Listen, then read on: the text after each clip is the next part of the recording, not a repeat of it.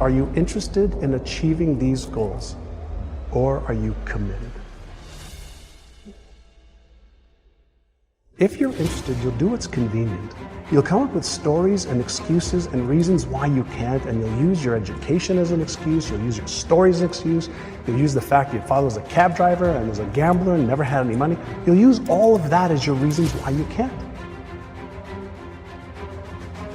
But if you're committed, you will do whatever it takes.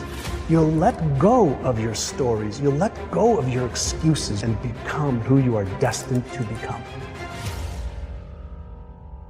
This is a mentality, like you gotta live this, you gotta eat this, you got every single thing you do. It's a mentality. Okay, so what do I mean? Going to the next level is about the W, the O, the R, and the K, baby. It's about work. No, I'm not talking about location. I'm talking about giving 120%. When you go to work this week, I need you to do yourself a favor. I need you to put all your heart, all your mind, and all your soul into it. It is a decision. It's something that you have to decide. And whatever it is that you decide, you're going to end up seeing the evidence for that.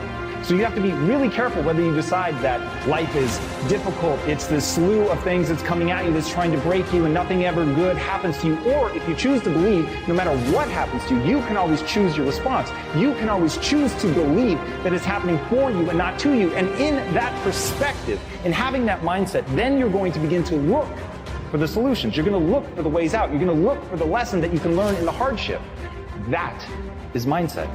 It's a subset of beliefs about what you're capable of and what the world really is at its foundation, whether it's working for you or against you. So understand that these things are all a choice.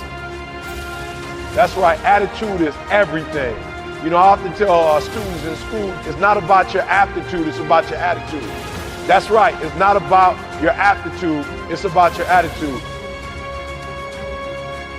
I discovered a long time ago, it's exposure.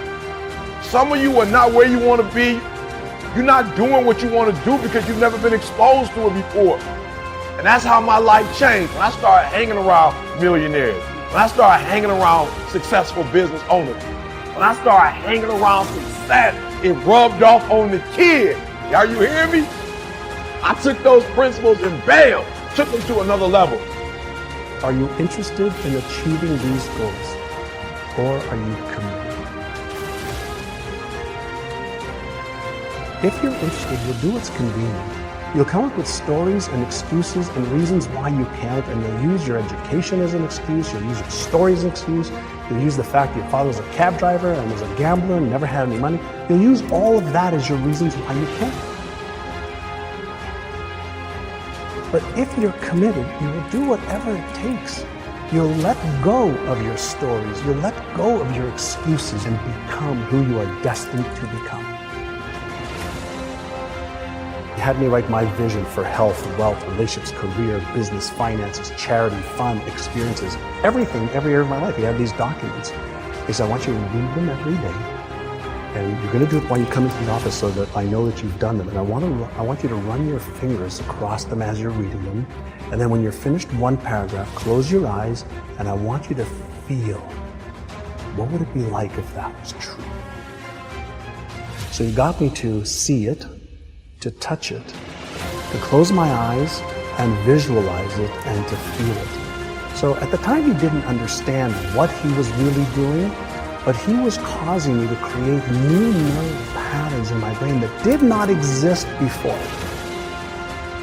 Because I got to get you to go from behavior to mentality, because I told you before, I've studied great people, millionaires and billionaires and people who succeed in what they do. And I realized that the difference is it's not a behavior. It's not something that they do. It's not something that they get to when they want to. It's not a feeling. Some of y'all, for real, you still on feeling.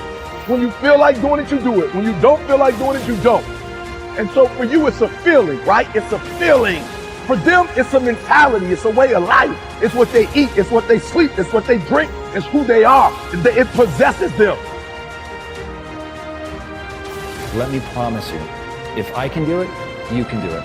Too often people look at me as the after picture and they don't realize just how much I had to crawl through, including low self-esteem, massive insecurities, crippling anxiety.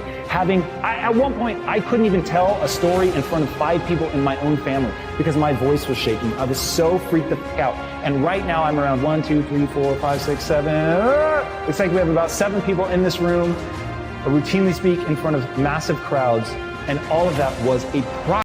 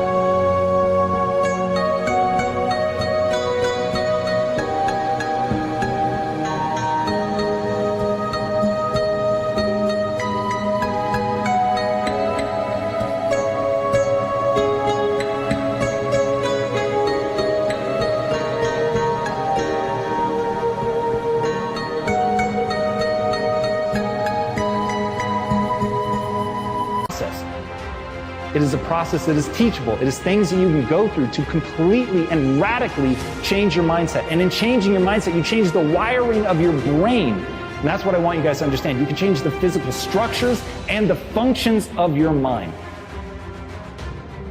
120%. Give it all you got. Because often in life, you will never get to the next level. Listen to me, you will never get to the next level just off talent. A lot of it has to do with attitude. So I don't care if you don't like your boss. I don't care if you don't like your job.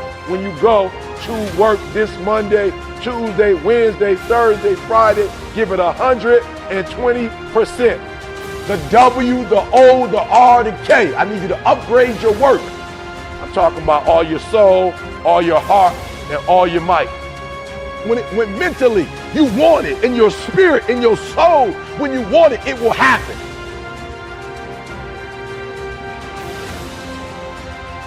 All right, so watch this. 3 things. Work. So what do I mean when I say work on your work? First, you got to study your work. Are you hearing me? Like, you going to work every single day and you're not getting no better at it because you're not studying it.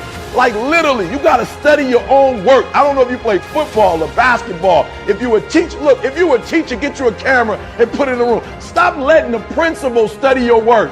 Stop letting the assistant principal, stop letting the administrator study your work. You should be studying your own work. You should be your own performance coach. You should be looking at what you do, how you do it, when you do it, why you do it. You should study your work. Number 2, listen to me. We're taking it to another level. I critique your work. All right. I'm talking about examine it, measure it. So what I want you to do is from day to day, from week to week, from month to month.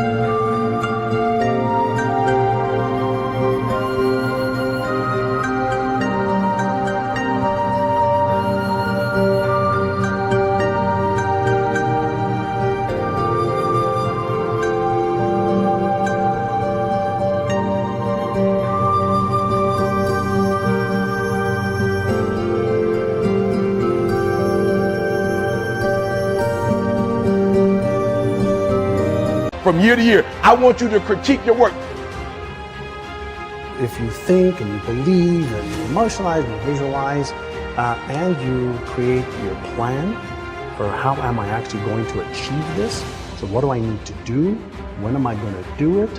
How specifically? How am I going to tweak it, measure it, and iterate it so that I'm consistently making progress? I learned the value of progress versus perfection. None of my mentors ever had me focus on perfection.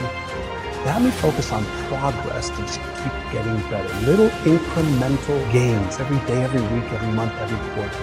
And even when you move backwards a couple of steps, what's the progress that you made in what you learned? So I was taught that failure is an opportunity to learn. And I was also taught to disassociate me being a failure from failing. I'm my greatest critic.